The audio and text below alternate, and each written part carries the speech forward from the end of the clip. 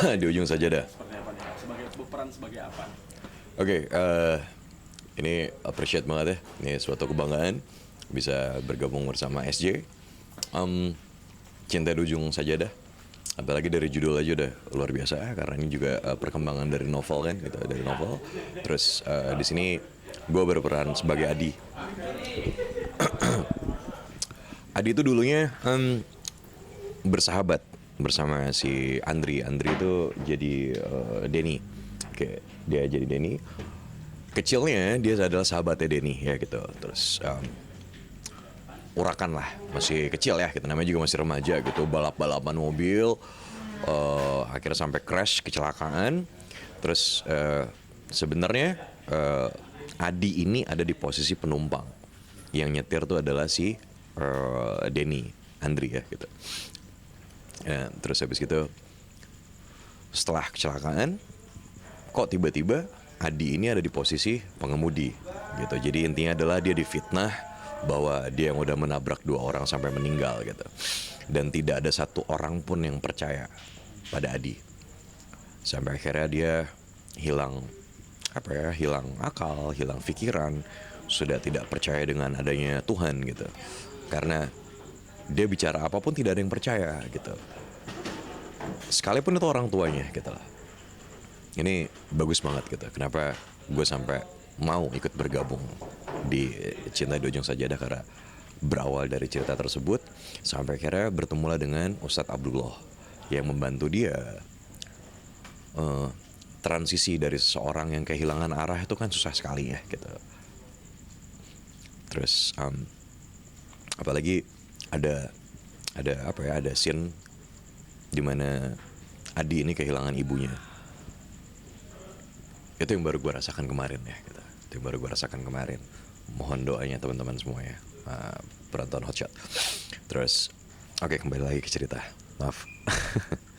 Oke, akhirnya dia berubah menjadi seorang penghafal Al-Quran, atau bisa disebut hafiz gitu. Tapi tetap dia bernama Adi ya gitu, tapi hanya dipanggilnya seorang hafiz. Terus baru mulailah di situ bertemu dengan Cut Shiva, terus mulai bertemu dengan Andri ya gitu, terus bertemu sama siapa, Zikri Daulay, Sania Marwa di sini. Terus ini challenging juga karena ini baru pertama kalinya gue syuting bersama lawan mainnya Cut Shiva gitu. Jadi ini something new, something fresh juga untuk penonton setia SCTV. Terus challengingnya adalah gimana caranya gue itu harus menyelaraskan gitu, bagaimana cara kita harus bikin chemistry yang dapat, yang bagus itu seperti apa, dan secara Islamik pastinya ya gitu. Bukan yang touchy ya, bukan yang seperti apa, tapi gimana caranya. Nah itulah challengingnya. Kita tidak ada touchy, kita tidak ada pegangan atau gimana, tapi gimana caranya gue nih, PR gue itu harus bikin penonton itu gemes, gregetan gitu, terus lucu gitu. Terus tapi di sini juga dia masih dia masih manusia ya gitu loh. Dia masih ngerasa dia manusia, dia bukan seorang nabi. Adi ini yang masih ada sedikit dendam terhadap si Andri, bukan Andri sih, Denny ya gitu. Aduh, terhadap Denny yang entah kedepannya apa yang akan si Adi ini lakukan gitu. Karena sebenarnya sih ajaran dia udah banyak sekali dari Ustadz ya gitu, Ustadz Abdullah gitu. Dia sudah mengikuti semuanya, terus dia jadi pengajar di pesantren tersebut gitu. Challenging juga gitu, harus mengajarkan santri-santri bagaimana cara mengajarkan Al-Quran ya gitu, tentang Al-Quran. Ini challenging juga. Terus seperti yang kalian lihat tadi ya gitu, mungkin bisa ada cuplikannya gitu, mulai dari penjara keluar, terus berusaha berada di jalan yang benar, terus tapi tetap masih ada sisi manusiawinya yang dia tidak terima gitu. Dia di penjara 12 tahun lamanya, dia difitnah gitu. Gue nggak, gimana ya, nggak enak ngomongnya, relate ya gitu. Relate dengan kehidupan gue sebelumnya. Oke. Di penjara selama 12 tahun, setelah itu keluar, terus dia menjalani banyak banyak hal, bertemu dengan rindu pastinya, Cut Syifa bertemu dengan rindu. Nah, gimana kelanjutan selanjutnya? Nonton Cinta di Ujung Sajadah. Tapi di setiap perannya apa sih yang berbeda dari peran-peran yang Kaiza pernah mainin di Cinta di Ujung Sajadah ini sebagai Hadi? Oke, nah di sini yang bikin gue seneng itu adalah, ya memang bisa dibilang seorang ustadz karena mengajar di pesantren. Tapi ada satu sisi di mana Adi ini tetap dia seorang, ya balik lagi dia manusia, dia bukan nabi gitu loh. Dia dipenjara selama 12 tahun, ini tidak terima gitu loh. Dia tidak terima, dia tetap pengen kayak balas dendam tapi masih berusaha untuk istighfar ya gitu. Astagfirullah, astagfirullah gitu. Tapi satu sisi ya tetap dia tidak terima gitu loh. Jadi itu apa ya? Ini kalau menurut gue sih ini relate ya gitu dengan kehidupan orang di luar sana.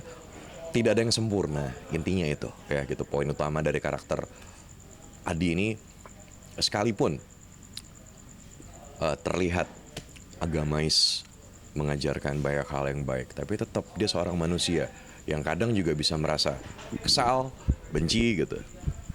Rasa dendam itu juga masih ada, tapi bagaimana caranya dia berusaha untuk apa ya gitu, bukan menutupi, bagaimana caranya dia untuk menghilangkan rasa dendam, benci tersebut.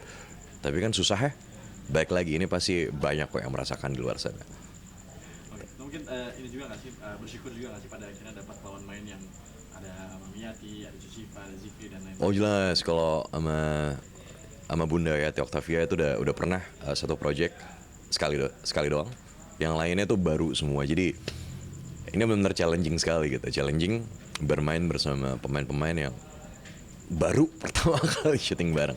Kecuali Mamiati sama Marwa ya, gitu, Sania Marwa. Udah, yang lainnya baru semua. Jadi otomatis banyak yang kita komunikasikan, dan di sini gue happy-nya adalah mereka semua komunikatif. Jadi apa ya, untuk diajak tag tuh enak banget gitu. Tektokannya juga enak gitu. Jadi nggak ada yang mau menang sendiri atau gimana, tidak gitu. Tidak saling menjatuhkan. Dan PR gue juga bagaimana caranya membantu ya gitu. Makanya gue dimasukin judul ini kan gunanya untuk supaya Cinta di Ujung Sajadah itu bisa jadi nomor 1. Amin ya Allah. Mungkin juga share-nya bagus ya. Hah? Share Cinta di Ujung Sajadah kan bagus juga. Ya. Banyak penonton yang suka juga dengan para karakter-karakternya juga gitu. Dan mungkin kayak aja pada akhirnya sekarang berada di dalamnya juga happy juga nggak sih? Jujur hari ini kan gue baru posting cuman skenario dengan tangan gue gitu, gue tutupin karena gue nggak mau penonton tahu nih gitu ceritanya seperti apa. Terus gue cuman captionnya Bismillah gitu aja.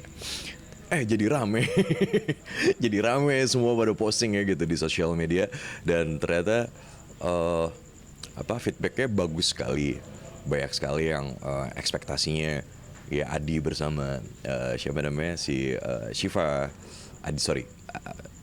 mungkin hari pertama ya, maaf ya masih belum hafal nama semua karakter. Oke, Adi bersama siapa namanya Rindu gitu. Terus udah mulai ada yang bikin nama disambung-sambungin gitu kan gitu. Didi gitu, Adi Rindu gitu. Didu gitu, Adi Rindu gitu. Lucu banget kayak gitu. Tapi Kak, sebagai Adi kan sebagai hafiz Al-Quran, ini juga nggak sih apa bentuk Kakak juga untuk mungkin menghafal? Ada juga nggak sih? Itulah challengingnya. Karena saya sebagai seorang ustadz, saya mengajarkan Al-Quran, otomatis ya saya harus belajar juga Qurannya gitu. Jadi Belajar sendiri atau mungkin ada khusus juga pada akhirnya?